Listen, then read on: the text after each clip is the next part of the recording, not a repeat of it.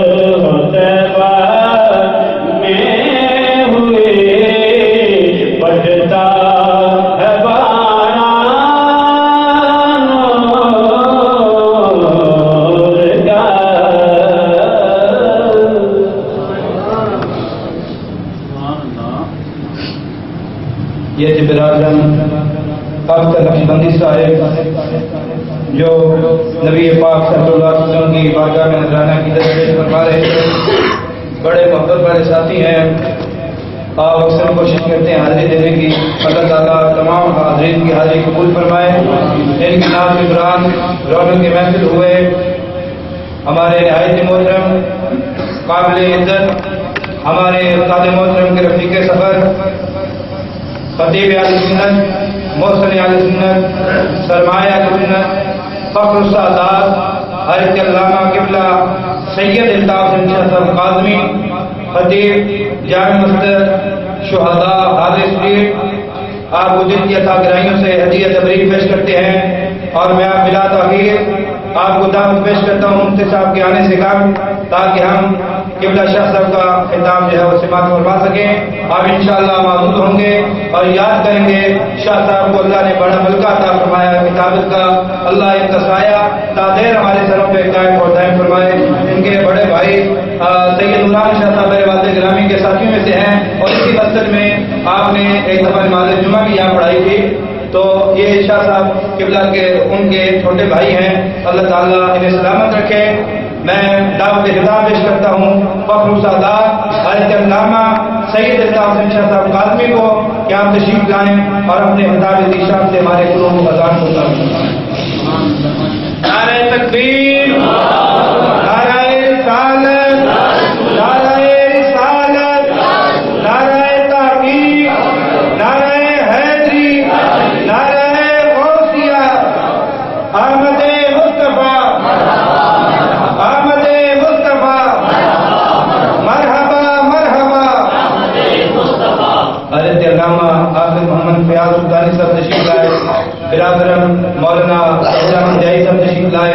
میں تمام علماء کرام کا ممنون ہوں جو انہوں نے اپنے وقت نکالے اس محفل کے لیے۔ اللہ تعالیٰ سب کی زندگیاں دراز فرمائے۔ اب میں شاہ صاحب سے گزارش کروں گا کہ مفتی صاحب کے آنے تک حضرت خطاب فرمائے۔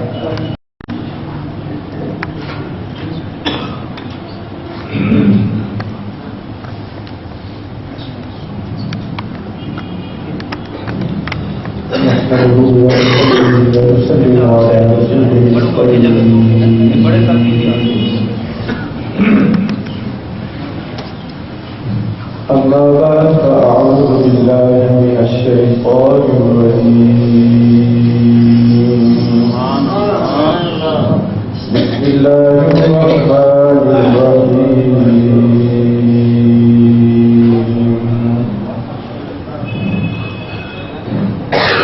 إن الذين آمنوا وعملوا الصالحات سيجعل لهم الرحمن ودا صدق الله مولانا العظيم وبلغنا رسوله النبي الكريم الأمين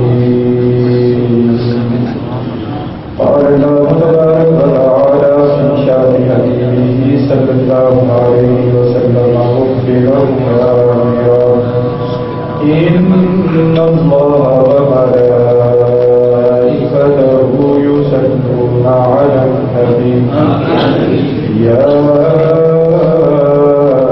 أيها الذين آمنوا صلوا عليه وسلموا تسليما اللهم صل على محمد وعلى آل محمد وبارك وسلم الصلاة والسلام عليك يا سيدي يا رسول الله الصلاة والسلام عليك يا سيدي يا حبيب الله الصلاة والسلام عليك يا سيدي يا رحمة للعالمين وعلى آلك وأصحابك وأزواجك يا شفيع المذنبين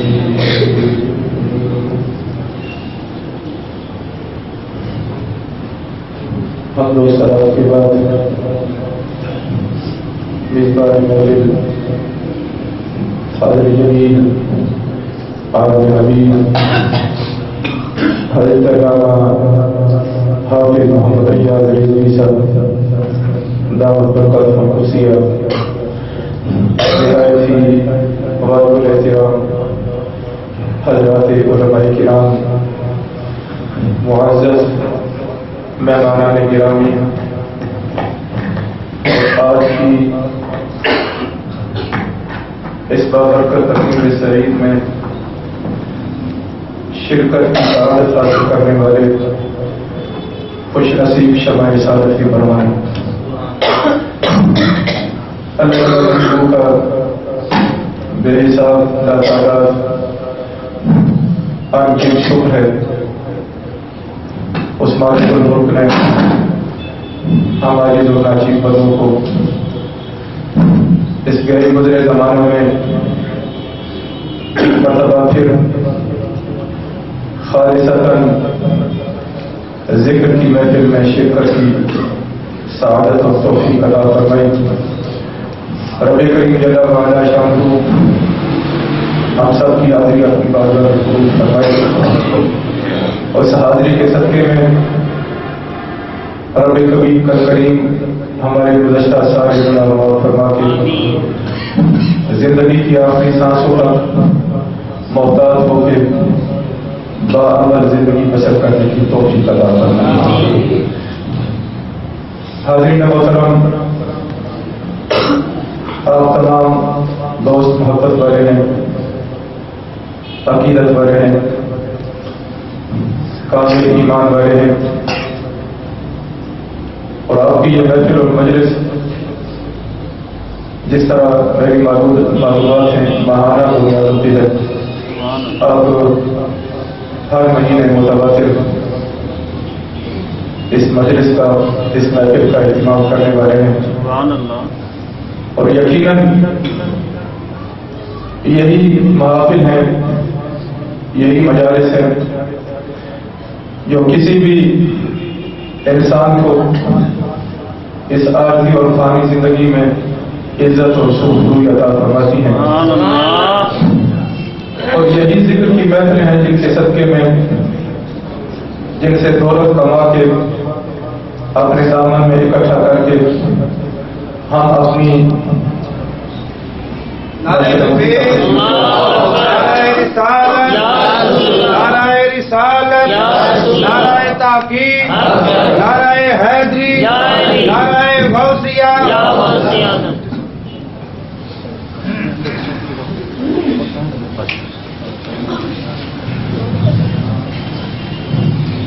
الحمدللہ جناب مفتی صاحب دعوت برکات خصوصیہ تشریف فرما ہو گئے۔ حافظ رضوی صاحب نے مجھے خانہ پوری کے طور پر بٹھایا تھا، چلیے میری ضرورت شاید وہ پوری ہو گئی، لیکن میں ذکر کے حوالے سے کیونکہ ابتدائی مختلفی کلمات کی خدمت میں کر رہا تھا، تو حدیث قدسی ایگزام میں ہے جو مفتی صاحب کی موجودگی سے فائدہ اٹھاتے ہوئے میری اصلاح بھی ہو جائے گی۔ آپ کی خدمت میں عرض کروں، حدیث قدسی ہے بڑی پیاری، ذکر کی محفلیں، ان کی قدر و قیمت اللہ کے ہاں، ان کا مقام، ان کا مرتبہ، یہ سارا سمجھ میں آئے گا۔ حدیث قدسی اللہ کا فرمان ہوتا ہے اور زبان اس کو بات ہوتی ہے۔ اللہ جل مجدہ حدیث قدسی میں ارشاد فرما رہا ہے، انا عند ظن عبدی بی اذا ذکرنی، میں بندے کے گمان کے مطابق ہوتا ہوں، اس کے ساتھ ساتھ ہوتا ہوں جب بھی وہ میرا ذکر کرتا ہے۔ میرا ذکر کر کے میرے بارے میں جو اس کی سوچ ہوتی ہے، جو گمان ہوتی ہے، میں اس کے مطابق اس کے ساتھ ویسا ہی معاملہ کرتا ہوں۔ ان ذکرنی فی نفسی ذکرتہ فی نفسی وان ذکرنی فی ملأ ذکرتہ فی ملأ خیر۔ اگر بندہ مجھے دل میں یاد کرتا ہے، اب اللہ تو دل سے پاک ہے، اب اگر یوں ترجمہ کرے کہ ذکرنی فی نفسی تو یہ اللہ کی شان کے لائق نہیں ہوگا۔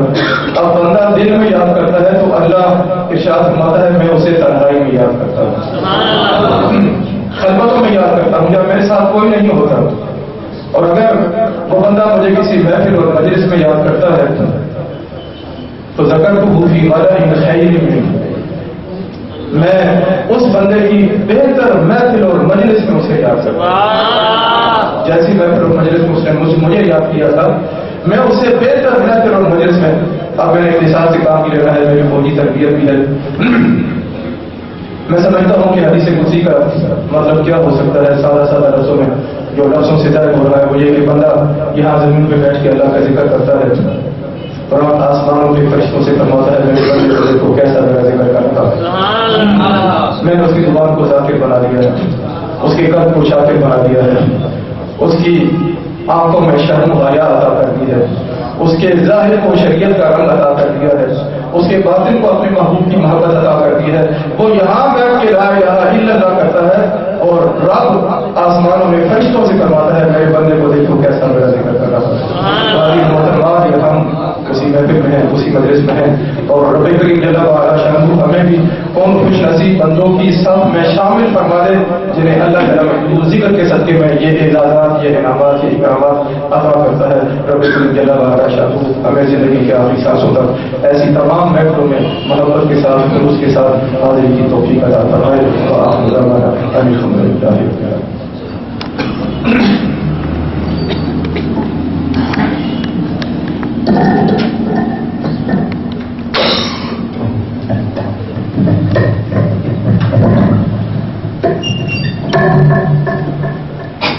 جامع الدسا میں یہ تھے کہ سید الطاف حسین شاہ صاحب قاضوی زید اشرف ہو جو اپنے خیالات کا اظہار فرما رہے تھے. آپ کو پتہ ہے ہمارے معمول کا جب قبلہ حضرت صاحب تشریف لے آئے تو پھر بلا تاخیر قبلہ مفتی صاحب کا خطاب بھی ہوا کرتا ہے. تو میں بلا کسی تاخیر کے قبلہ مفتی صاحب کو دعوت خطاب دیا چاہتا ہوں. تمام احباب سے گزارش ہے کہ جو دور بیٹھے ہیں وہ قریب قریب آ جائیں. اللہ کا لاکھ لاکھ شکر ہے، ذات کا بے حساب شکر ہے. حقیقت جو ہے اس کا شکر ادا ہی نہیں کر سکتے کہ اس نے اپنے محبوب کی غلامی نصیب فرمائی اور پھر ہمارے زندگیوں میں یہ بابرکت بات مہینہ رب کائنات نے پھر عطا فرما دیا. تو اللہ تعالیٰ حضور کی آمد کا صدقہ قبلہ مفتی صاحب کا سایہ کا دیر ہمارے سروں پہ قائم ہے. یہ اللہ کا کروڑ شکر ہے. پچھلے انہی ایام کے اندر قبلہ بڑے سخت دلیل تھے، تو خدا کا کروڑ شکر ہے کہ اللہ نے صحت عطا فرمائی ہے. آج پھر ہماری بزم کے اندر موجود ہیں حضرت امام اہل سنت مجدد دین و ملت دنیا اسلام کے عظیم ثقافت کشتہ عشق مصطفیٰ حضور امام محمد رضا محدث بریلوی فرماتے ہیں حشر تک ڈالیں گے ہم پیدائش مولا کی دھوم، حشر تک ڈالیں گے ہم پیدائش مولا کی دھوم، مثل فارس نجد کے گلہے گراتے جائیں گے. حضرت شعر کے ساتھ میں نے جمعے بھی جیسے لوگ کہتے ہیں میلاد کا جلوس بند ہو جائے، میں نے کہا بڑوں نے ٹیل لگائے ہیں وہ تو بند ہو گیا، میرے مصطفیٰ کا ذکر بند نہیں ہو سکتا. اس لیے کہ ذکر کو بلندیاں رب العالمین نے عطا کی ہیں. والا قال اللہ کا ذکر رب کائنات کے محبوب کی خاطر محبوب کے ذکر کو بلند کر دیا ہے. امام اہل سنت فرماتے ہیں حشر تک ڈالیں گے ہم پیدائش مولا کی دھوم، مثل فارس نجد کے گلہے گراتے جائیں گے اور خاک ہو جائیں عدو چل کر مگر ہم کو رضا، دم میں جب تک دم ہے ذکر ان کا سناتے جائیں گے. نعرہ تکبیر، نعرہ رسالت، نعرہ رسالت، نعرہ تحقیق، نعرہ حیدری، نعرہ غوثیہ، سیدی مرشدی. غلام ہے غلام ہے آمد مصطفیٰ، مرحبا مرحبا. اب بلا تاخیر تشریف لاتے ہیں سرمایہ اہل سنت، محسن اہل سنت، شیخ الحدیث و تفسیر استاد العلماء حضرت علامہ قبلہ مفتی محمد معذ صاحب سیالوی شیخ الحدیث سیالچی، اور اپنے خطاب ذیشان سے ہمارے قلوب و اذہان کو منور فرماتے ہیں. لجپال لجپال لجپال لجپال ارسیال ارسیال.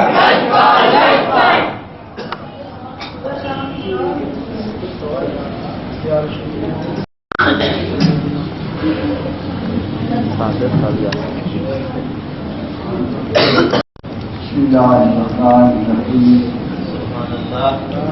الحمد لله رب العالمين والصلاة والسلام وأتمان الأكملان على حبيبه رحمة للعالمين سبحان الله شفيعنا وكريمنا وروحنا ونبينا ومحبوبنا ومحبوب رب العالمين سبحان الله وعلى آله الطيبين الطاهرين وأصحابه المكرمين المشرفين المنتخبين سبحان الله أما بعد فأعوذ بالله من الشيطان الرجيم بسم الله الرحمن الرحيم يا أيها الناس قد جاءكم الرسول بالحق من ربكم فآمنوا خيرا لكم وإن تكفروا فإن لله ما في السماوات والأرض وكان الله عليما حكيما وعن أوس بن أوس رضي الله تعالى عنه قال قال رسول الله صلى الله عليه وسلم إن من أفضل أيامكم يوم الجمعة فيه خلق آدم وفيه قبل فيه النفخة وفيه الصعقة سبحان الله فأكثروا فيه الصلاة علي فإن صلاتكم معروضة قالوا كيف تورد عليك يا رسول الله وقد علمت أو بليت قال إن الله حرم على الأرض أن تأكل أجساد الأنبياء فنبي الله حي يرزق سبحان الله الله العظيم وصدق رسوله النبي الكريم سبحان الله إن الله وملائكته يصلون على النبي يا أيها الذين آمنوا صلوا عليه وسلموا تسليما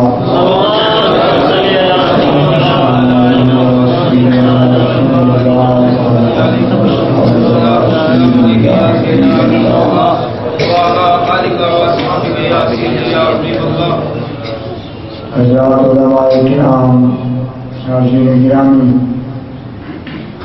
اللہ کریم کا بےحد و حساب شکر ہے جس نے ہمیں ماہ ربیع الاول تک پہنچایا سبحان اللہ یہ مہینہ صرف مبارک ہی نہیں بلکہ تمام مہینوں کا سرچشمہ یہی ہے سبحان اللہ حضرت ملا علی قاری بڑے امام ہیں ہمارے لحاظ سے فقہ حنفیہ کی تو فقی آدمی تھے اور فقی جب بھی کوئی بات کرتا ہے دلیل سے کرتا ہے تو کسی نے ان سے پوچھا کہ آپ کے نزدیک بھی ماہ ربیع الاول کی کوئی شان ہے یہ باقی مہینوں کی طرح یہ بھی مہینہ ہے تو انہوں نے بڑی محبت سے یہ اشعار کہے لحاظ الشعر بالاسلام فضل ومنقبۃ تفوق علی الشہور کہ تمام مہینوں پر اس مہینے کو فضیلت ہے کہ اگر ربیع الاول نہ ہوتا تو نہ رمضان ہوتا نہ شعبان ہوتا نہ عید قربان ہوتی یہ جتنے چشمے پھوٹ رہے ہیں ربیع الاول سے پھوٹ رہے ہیں چونکہ اس کا نام ربیع ہے ربیع عربی میں بہار کو کہتے ہیں تو پھر آپ نے دوسرا شعر کہا کہ ربیع فی ربیع فی ربیع نور فوق نور فوق نوری اس مہینے کی شانیں ہیں کہ بہار در بہار در بہار اور نور علی نور تو علماء نے اس کی تشریح میں کہا کہ یہ تین بہاریں اور تین نور کیوں کہا کیونکہ یہ عام شاعر تو نہیں ہے یہ تو فقیہ لوگ ہیں تو پھر اس کا سمجھایا گیا کہ جہان بھی تین ہیں ایک یہ عالم شہادت ہے ایک عالم برزخ ہے اور ایک عالم حشر ہے تو بتا دیا کہ تینوں جہانوں کی بہاریں اس ماہ ربیع الاول سے ہیں کہ اسی میں وہ شان والا تشریف جس کی بہاریں تینوں زمانوں میں اور تینوں زمانوں میں جتنا نور ہے اس کا سرچشمہ بھی ربیع الاول سرکار نہ آتے تو یہ لوگ کہاں سے؟ 50,000 سال کا پہلا دن ہوگا اور 4 گھنٹے میں حساب پورا ہو جائے گا. بتاؤ صحیح اور حساب اتنا کمپیوٹر بھی صحیح سے حساب نہیں کرتا. 4 گھنٹے میں ساری مخلوق کا حساب ہوگا تو باقی 50,000 سال میں کیا ہوگا؟ باقی جتنا ٹائم ہوگا ثناخانی مصطفیٰ کی محفل ہوگی.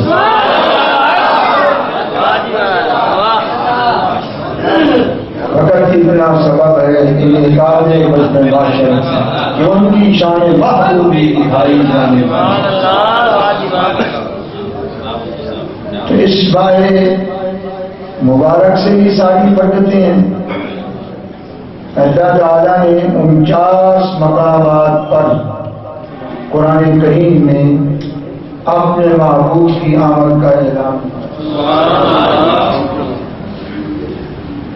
جو ذکر مصطفیٰ کی ترتیب ہے قرآن نے حضور کے ذکر کی جو ترتیب رکھی ہے اس ترتیب میں سر فہرست آمد مصطفیٰ کا اعلان ہے. 49 آیات میں اللہ خود اعلان کر رہا کہ لوگوں رسول ذیشان آ گیا، ہمارا رسول آ گیا، نور و کتاب و مبین آ گیا، رسول آ گیا جو بہت ہی تمہاری خیر خواہی چاہتا، برہان ربی آ گیا، شاہد و مبشر و نذیر آ گیا. دوسرے درجے پہ ایمان کا ذکر کیا کہ صحابوں پر ایمان لاؤ. تیسرے درجے پہ اتباع کا ذکر کیا. یہ ذکر مصطفیٰ کی ترتیب ہے قرآن میں. تو آمد مصطفیٰ کو چھوڑ کر تو تیسرے درجے پہ چھلانگ لگائے بندہ تو رب کی سنت کی تو خلاف ورزی ہوئی نا. تو رب کی سنت تو یہ ہے جس طرح اس نے سب سے پہلے آمد مصطفیٰ کا اعلان کیا، ہم بھی سب سے پہلے جشن آمد مصطفیٰ کا.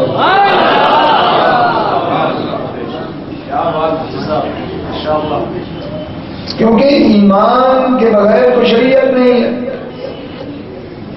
نمازیں، روزہ، اتباع تو تب آئے گی جب وہ ایمان لائے گا. وہ پلیت ہے، ایمان کے بغیر ناپاک ہے، مسجد میں آنے کے قابل نہیں ہے، تو اس کی طرف کب شریعت متوجہ ہو سکتی ہے؟ شریعت تب متوجہ ہو سکتی ہے کہ وہ ایمان کے ذریعے پاک ہو. اور ایمان تب لائے گا کہ اسے پتہ چلے کہ نبی آ چکا ہے. تو آمد کا اعلان نہ ہو، ڈنکا نہ بجے تو اس کو پتہ کیسے چلے گا؟ یہ بہت بڑی غلط فہمی ہے. جو لوگ کہتے ہیں کہ 12 ربیع الاول کو حجروں میں گھس جاؤ، باہر نہ نکلنا، بدعت ہو جائے گی. ان عقل کے دشمنوں سے پوچھو کہ اس وقت دنیا کی آبادی 7 ارب ہے. نعرہ تکبیر، نعرہ رسالت، نعرہ رسالت، عالیہ گنگول شریف، حاجی محمد خان گاندھی. 7 ارب دنیا کی اس وقت آبادی ہے اور 7 ارب میں کلمہ پڑھنے والے کتنے ہیں؟ 1.5 ارب. 7 ارب آبادی میں کلمہ پڑھنے والے 1.5 ارب ہیں. 5.5 ارب یا کافر ہیں، مشرک ہیں، بت پرست ہیں، آگ پرست ہیں، دہری ہیں. تو ان کو تو سنت سکھائے گا جو 7.5 ارب 5.5 ارب. سنت کی باری تو آئے گی پہلے مانے. اور اگر دیکھو دنیا میں لوگ کس طرح اپنے لیڈروں کی یاد مناتے ہیں، کیا مقصد ہوتا ہے ان کا؟ ابھی یہ دسمبر گزرا، ہمیں تو سرگودا میں لوگوں نے سونے ہی نہیں دیا. عیسائی لوگوں نے ہر محلے میں ڈھول ڈھمکے کے ساتھ حضرت عیسیٰ علیہ السلام کی ولادت کو منایا. اور ہر بچہ پوچھتا تھا کہ یہ کیوں ایسا کر رہے ہیں؟ تو جواب یہی آتا تھا کہ بھائی یہ عیسیٰ علیہ السلام کی ولادت کا دن ہے اور تم حجروں میں گھس جاؤ، تم اس نبی کا اعلان نہ کرو جس نبی کو پوری انسانیت کے لیے اللہ نے رسول بنا کے بھیجا ہے۔ تیری نسل کو کب پتہ چلے گا کہ تیرے رسول کی کیا شان ہے اور اس کا یوم میلاد کیا ہے؟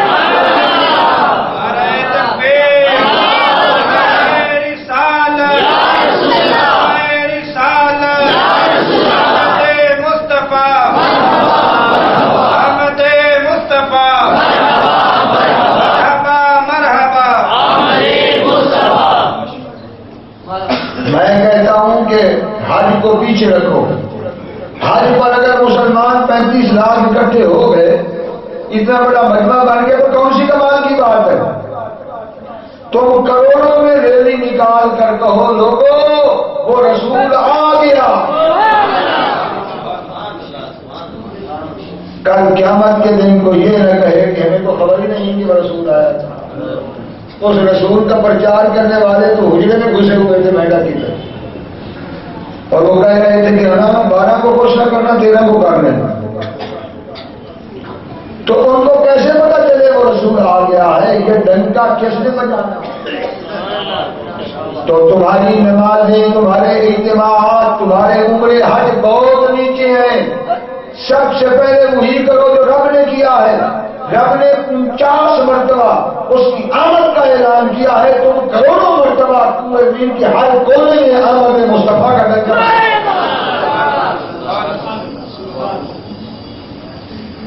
یہ ترتیب ہے جو قرآن نے ذکر کی ہے۔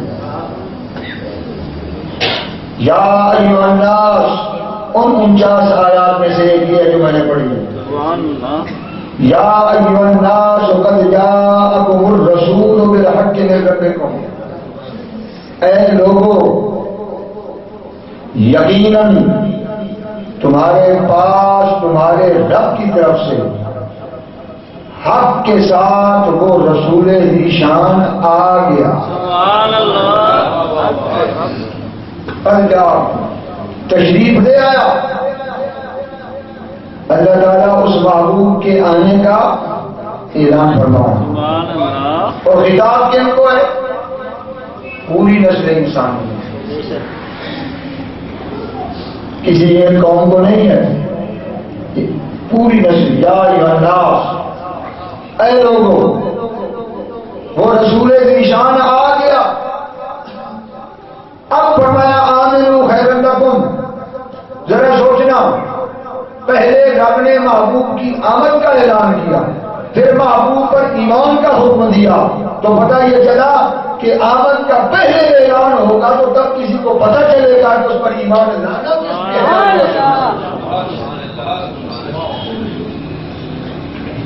تو کیوں نہیں یہ جشن آمد مصطفیٰ کرتے؟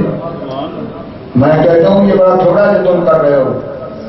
گلیوں میں، کوچوں میں، بازاروں میں، ہر جگہ شور کرو، اس کی آمد کا اعلان کرو، ڈنکے بجاؤ، تاکہ غیر مسلموں کو بھی گھروں میں پتہ چلے کہ آج وہ دن ہے جس دن میں رسول ذی شان آیا۔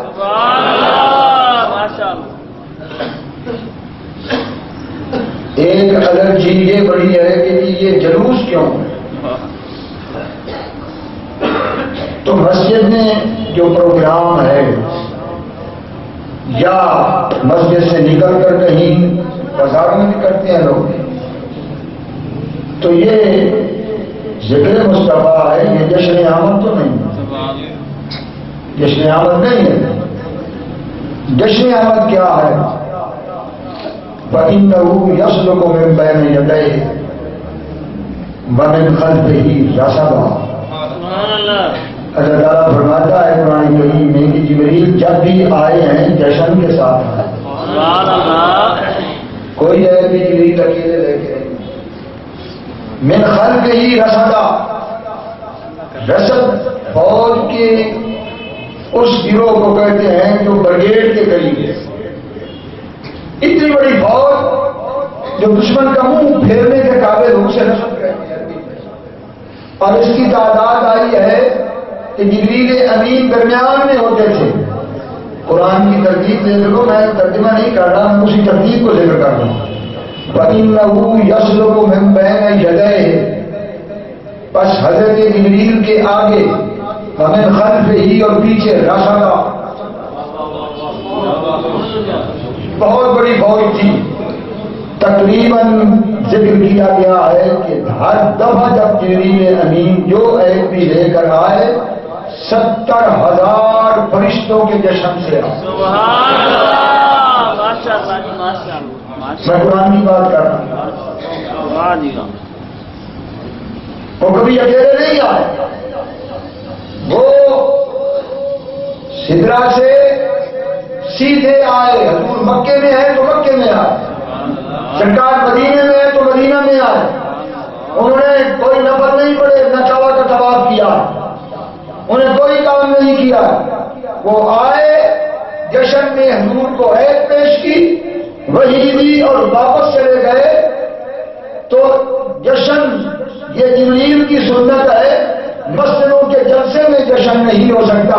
سنت جبریل تبھی ادا ہو سکتی ہے کہ باہر سے جشن مناؤ، ماشاء اللہ ماشاء اللہ ماشاء اللہ، اور کہیں کوچوں سے گزرتے جاؤ تاکہ سنت جبریل زندہ ہو جائے اور آمد مصطفیٰ بھی ہو جائے۔ جشن آمد سبحان اللہ، ماشاء اللہ جی، ماشاء اللہ۔ یہ بات ہے جو قرآن نے کہی، خطاب پوری نسل انسانی کو کیا۔ یہ کوئی معمولی بات ہے؟ اے لوگوں، میری طرف سے حق کے ساتھ وہ رسول ذیشان تشریف لایا، فآمنوا خیر لکم، سبحان اللہ، ایمان لے آؤ تو میں ہر قسم کے خیر کو دعا کرتا ہوں۔ سبحان اللہ، آمنوا، ایمان لاؤ خیر لکم، اگر خیر چاہتے ہو۔ ان تکفروا، اگر کفر کرو گے، ایمان نہیں لاؤ گے، تو میری طرف سے خیر کے مکمل دروازے بند۔ اب بھی وسیلہ مصطفیٰ کی سمجھ نہیں آئی۔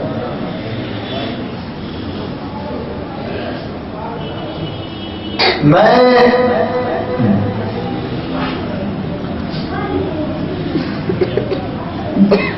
سخی بھی ہوں، کریم بھی ہوں، جواد بھی ہوں، عطا کرنے والا بھی ہوں، میری ساری صفات ہیں، لیکن سن لو، یہ ساری صفات سے خیر تب تمہیں ملے گا کہ آمنو خیر لکم، میرے محبوب پر ایمان لاؤ۔ اگر ایمان نہیں لاؤ گے تو آسمان کے دروازے بند، نہ تمہاری بیوی حلال، نہ تمہارے بچے حلال، نہ تمہارا کھانا حلال، نہ پینا حلال، نہ جینا حلال، نہ مرنا حلال، نہ تم پر جنت حلال۔ دنیا کا خیر بھی بند کہ حرام، اور آخرت کا خیر بھی بند۔ اگر چاہتے ہو کہ خیر کے دروازے کھل جائیں تو فآمنوا، سبحان اللہ، میرے رسول ذیشان کو مانو، اللہ مانو۔ پھر نعمت کسے کہتے ہیں؟ نعمت کی تعریف ہی یہی ہے، جس کو حضور سے نسبت نہیں، وہ نعمت ہی نہیں۔ اگر سرکار کو مان لیا تو سب کچھ نعمت ہی ہے، اور نعوذ باللہ نہیں مانا تو سب کچھ عذاب ہی عذاب ہو گیا۔ وَمُحَمَّدُنَا هُوَ سَيِّدُنَا، یہ حضرت حسان ابن ثابت، سبحان اللہ، ماشاء اللہ جی، ماشاء اسی شعر پر چادر ادا ہوئی تھی۔ وَمُحَمَّدُنَا هُوَ سَيِّدُنَا وَالْعِزُّ لَنَا لِعِبَادَتِهِ۔ ماشاء اللہ ماشاء اللہ ماشاء اللہ، فرمایا کہ مختصر یہ ہے کہ محمد صلی اللہ علیہ وسلم ہمارے سردار ہیں، ہم حضور کے غلام ہیں، ہم تو جانوروں سے بھی بدتر تھے۔ ساری عزتیں ملی ہی اس دن سے ہے جس دن سے اس رسول کو وَمُحَمَّدُنَا هُوَ سَيِّدُنَا فالعز لنا لإجابته. ماشاء اللہ ماشاء اللہ. حور کیا حلال ہوگی؟ بیوی حلال نہیں. اگر اس یاد کو نہ مانے تو پھر نعمت کس کا نام ہے؟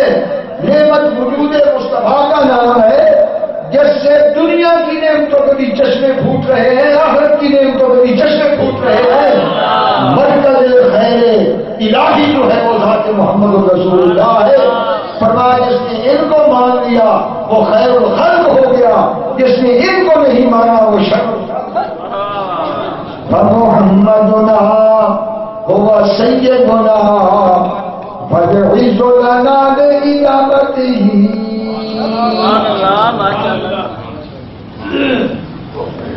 پوری انسانیت کو خطاب فرمایا کہ ایمان کے بغیر مجھ رب سے کسی قسم کا خیر حاصل نہیں کر سکتے. 12ویں سال میں نبوت کے 12ویں سال نماز فرض ہوئی تو 12 سال میں کیا ہوتا رہا؟ نہ نماز، نہ زکات، نہ روزہ، نہ حج. سبحان اللہ. روزہ جا کر 2 ہجری میں فرض ہوا، زکات 2 ہجری میں فرض ہوئی، حج 9 ہجری میں جا کر فرض ہوئی. 12 سال نماز 12ویں سال اعلان نبوت کے بعد فرض ہوئی تو 12 سال میں کیا ہوتا رہا؟ تھوڑا سا عرصہ. 12 سال میں کیا ہوتا رہا؟ 12 سال میں نبی پاک کی آمد کا اعلان ہوا. سبحان اللہ. آمد مصطفیٰ، آمد مصطفیٰ. سبحان اللہ. اللہ اکبر. یا رسول اللہ، یا رسول اللہ، یا علی. زندہ باد. سبحان اللہ. 12 سال میں کوئی اور عبادت نہیں تھی. یہی تھا کہ لا الہ الا اللہ محمد رسول اللہ پڑھو. قوم تھے اعلان کرنے والے. صحابہ نکل گئے یمن میں، عدن میں، شام میں، ہر جگہ اعلان کیا کہ یا محمد، سبحان اللہ.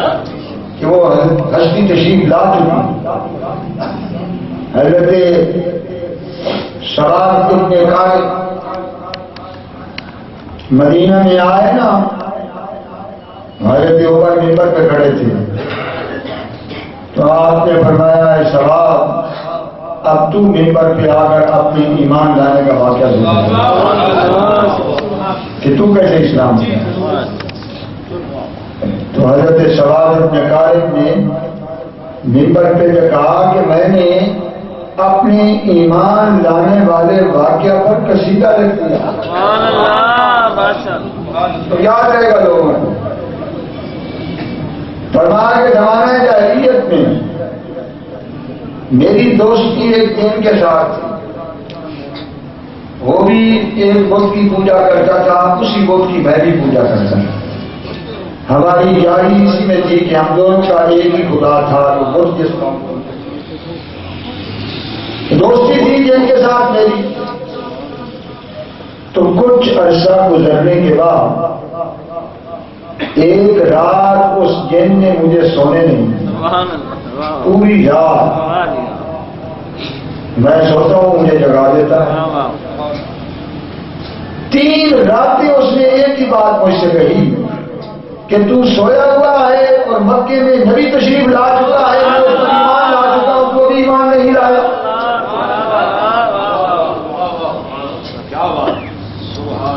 ادانی راجی بادل بہجات سبحان اللہ. ولما کو فیما قبولی تو بے کاذبی. بڑا میرا دین میرے پاس آیا اور جو کچھ مجھ پہ گزری میں سچ بتا رہا ہوں، کیونکہ مسجد نبی میں منبر پہ کھڑے ہو کر شافی رسول ہو. سلاسل عالم قولہ کل لیلۃ اتاک نبی من لؤی ابن خالدی. 3 راتیں یہی مجھے آ کر کہتا رہا ہے کہ لؤی ابن خالد میں نبی تشریف لا چکا ہے، تو بھی ایمان نہیں. اب تیری میری دوستی کیسے ہوگی؟ یا ایمان لے آ تب دوستی چل سکتی ہے. ورنہ تو مشرک اور میں مومن. تو آپ فرماتے ہیں کہ میں نے کہا یہ سونے تو مجھے دیتا ہی نہیں ہے. تو میرے پاس پتلی پنڈلیوں والی اونٹنی تھی. یہ بڑی تیز رفتار اونٹنی ہوتی ہے نسل کے لحاظ سے. اہل عرب کے ہاں پتلی پنڈلی والی. تو میں نے کہا یہ سونے تو دیتا نہیں. تو میں نے چادر کس کر مانگی کیونکہ سفر کافی تھا. فشمر تو انسا کل ادارہ دستت بیدہ نبل وجناؤ ہند سبا سبی. تو میں نے اس پر پلان ڈالا اور سوار ہوا اور میری حیرت کی انتہا ہو گئی کہ ہوا بھی ٹیلوں کو اس طرح نہیں عبور کرتی جس طرح وہ اونٹنی عبور کر رہی تھی. لگ یہ رہا تھا کہ جتنا مجھے اس نبی کے دیدار کا شوق ہے مجھ سے بڑھ کر میری اونٹنی کو شوق ہے.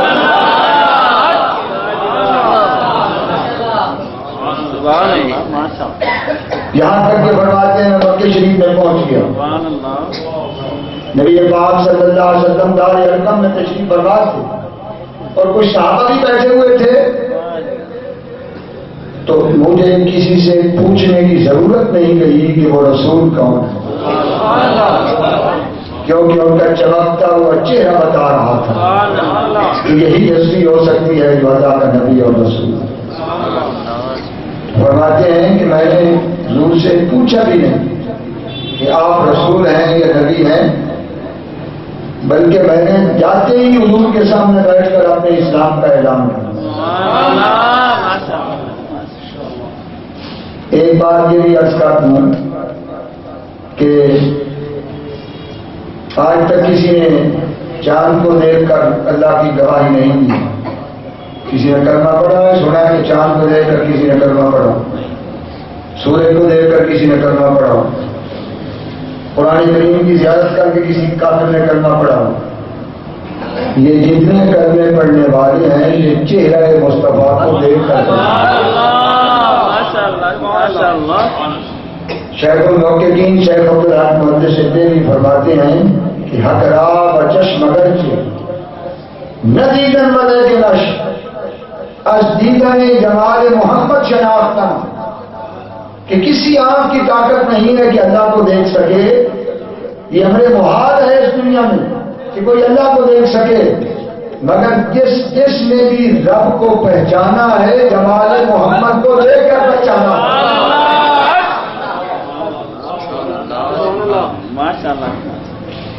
ٹھیک ہے پہاڑ اللہ تعالیٰ کی قدرت کی نشانیاں ہیں, زمین کی وسعت نشانی ہے, آیات اللہ ہے, آسمان کی بلندی نشانی ہے, لیکن یہ کامل تعارف نہیں ہے رب کا. ان کے ہوتے ہوئے بھی کسی نے کلمہ نہیں پڑھا اسی نے ہے جس نے دیدار مصطفیٰ.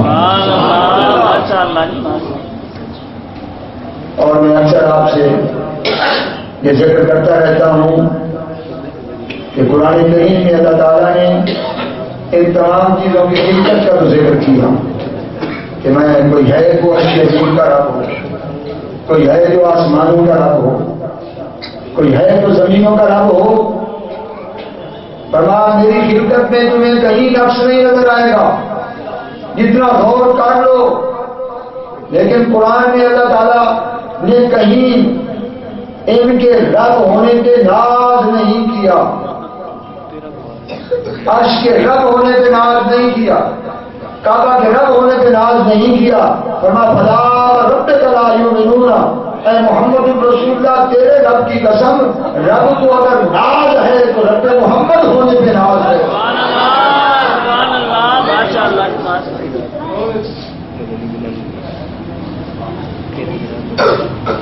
کوئی کتاب, کوئی مدرسہ, کوئی پیر, کوئی استاد پوری کوشش سے کسی کو رب کی وحدانیت کو نہیں دکھا سکتا جو چہرہ مصطفیٰ. ان کو ضرورت رہی کسی پیر کی, کسی کتاب کی؟ بتاؤ, تابعین ان سے لے رہے ہیں, امام ان کے غلاموں سے غلام بن کر لے رہے ہیں.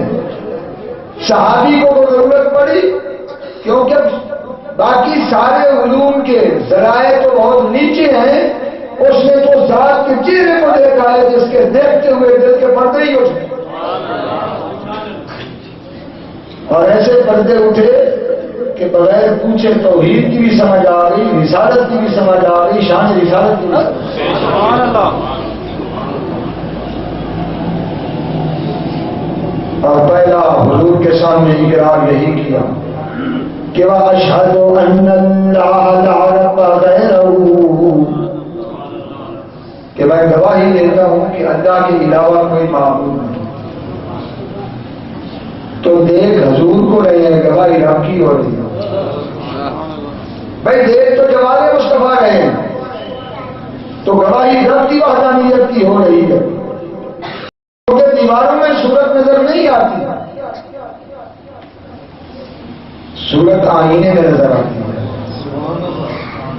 تو جمال و جلال الہی کا آئینہ کہ جس آئینے میں اللہ کے جمال و جلال کی زیارت ہو وہ چہرہ مصطفیٰ ہے۔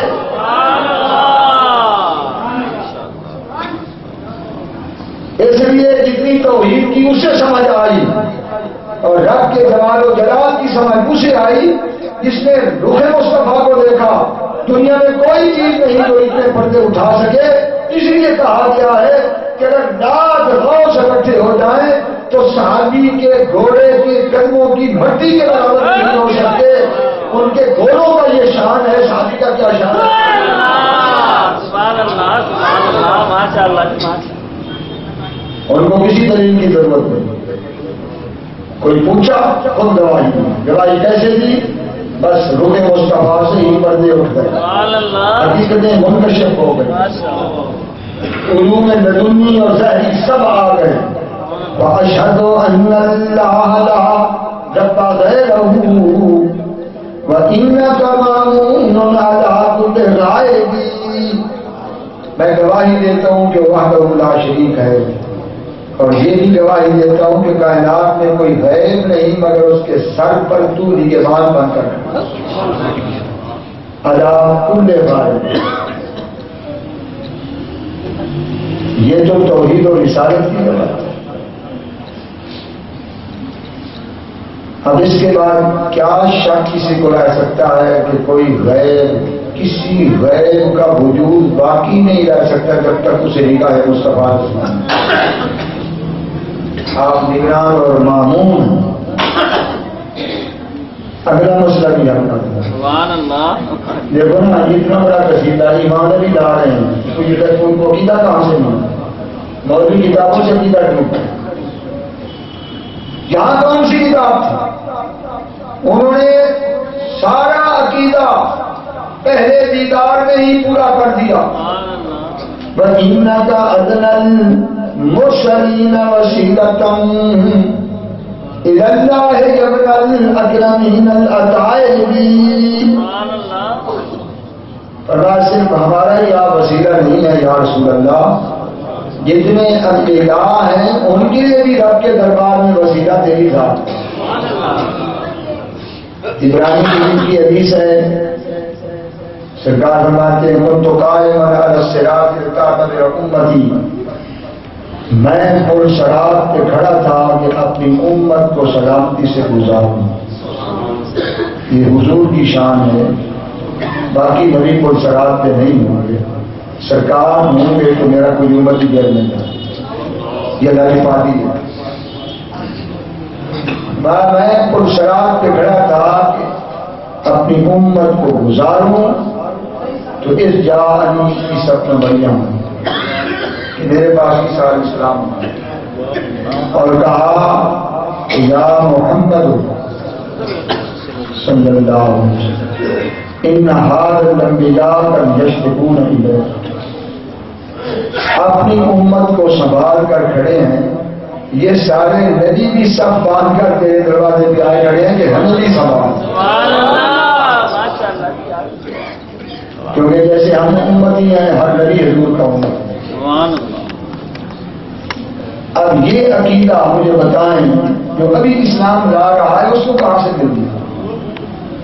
آپ کہتے ہیں کہ پڑھا تو وہ ہے جس نے کتابیں پڑھی ہیں، تو یہ کہاں سے عقیدہ مل گیا کہ انک ادنی المرسلین وسیلۃ الی اللہ ابن الاکرمین الاتائبی. سبحان اللہ ماشاء اللہ. ہم رہے یا رسول اللہ، سارے انبیاء و مرسلین کے لیے بھی وسیلہ آپ کی بات.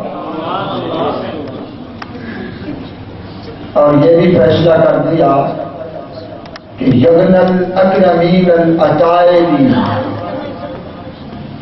اے محمد بن عبداللہ، تو ان آباء و اجداد کا لفظ جگر ہے جو ہر زمانے میں اکرمین الاتائب، ہر زمانے میں سب سے زیادہ عزت والے بھی ہیں اور سب سے زیادہ طیب بھی ہیں. سبحان اللہ ماشاء اللہ.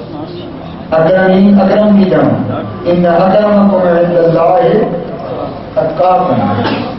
سب سے زیادہ عزت والا وہ ہے جو متقی ہے.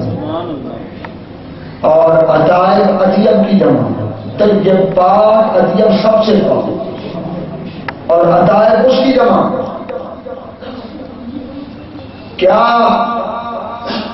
کافر عزت والا ہو سکتا ہے؟ اولئک هم شر البریہ. اللہ تعالیٰ فرماتا ہے کہ کافر ساری مخلوق سے بدترین ہے. جتنی مخلوق ہے بدترین خلائق کافر ہے.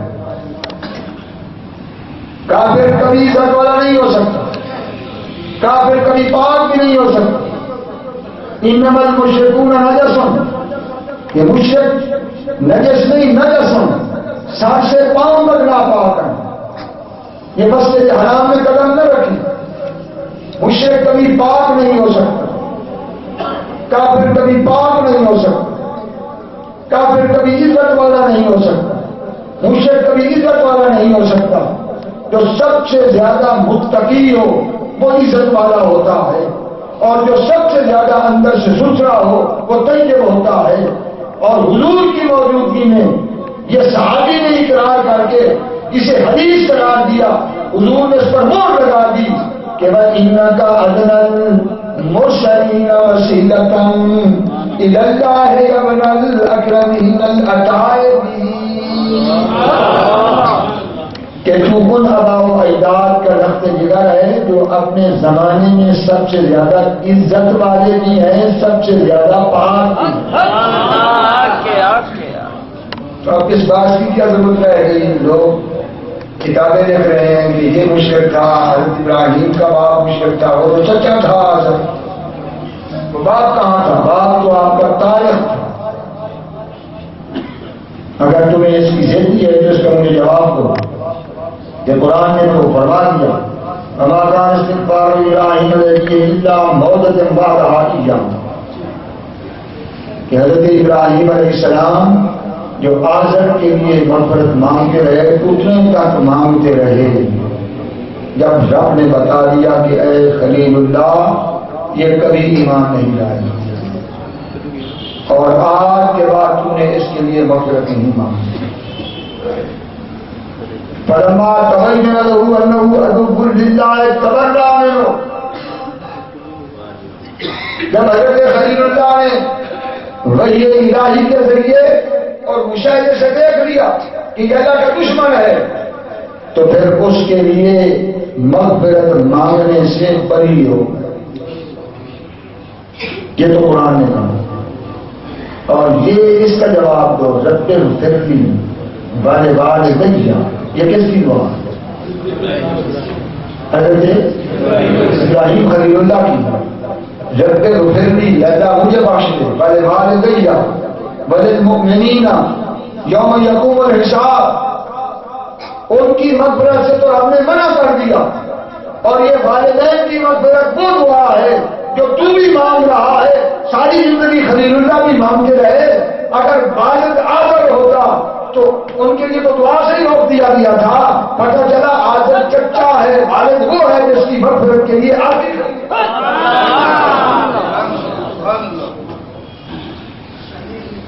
اور چونکہ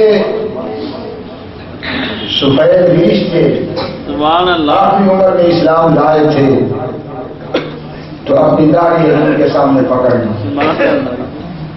اور کہا پتہ نہیں میری زندگی کتنی ہوگی. فَقُلْ شَفِيًّا يَوْمَ لَا شَفَاعَةٍ، یا رسول اللہ جس دن کسی کی مجال شفاعت کی نہیں ہوگی مجھ غریب کی شفاعت. سبحان اللہ فَقُلْ شَفِيًّا يَوْمَ لَا شَفَاعَةٍ سِوَاكَ بِمُغْنٍ عَنْ شَفَاعَةِ ابْنِ قَارِبِي. نعرہ تکبیر،